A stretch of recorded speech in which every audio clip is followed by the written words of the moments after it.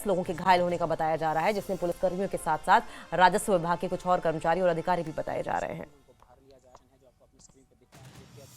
थाना है जहां पर पहले इन्वेस्टिगेशन इस केस की शुरू हुई थी जब मौलवी इरफान को पकड़ा गया। यही वो नौगाम का एरिया है जहां पर ये जैश के पोस्टर्स पाए गए थे और उसके बाद इन्वेस्टिगेशन इस केस की गई और उससे पता चला कि किसने ये पोस्टर लगाए थे। उसके बाद डॉक्टर आदिल को पकड़ा गया और उसके बाद डॉक्टर मुजम्मिल को पकड़ा गया और उसकी जो लीड्स मिली उसके बाद ही फरीदाबाद हरियाणा में बहुत ज़्यादा एक्सप्लोसिव तकरीबन 2900 kg जिसकी क्वांटिटी थी वो पकड़ा गया और उसके बाद दिल्ली में ब्लास्ट हुआ। और मैं इस वक्त उसी एरिया में हूं, मैं दिखाने की कोशिश करूंगा आपको।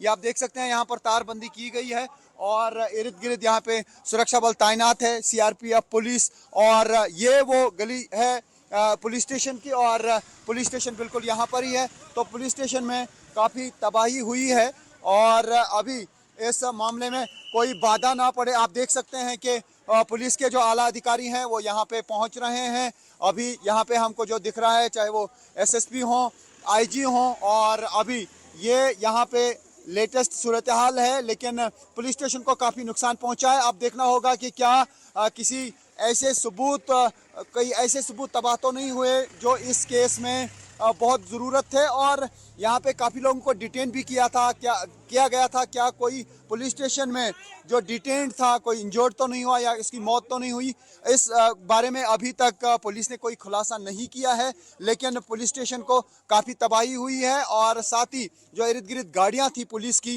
उनमें भी आग लग गई।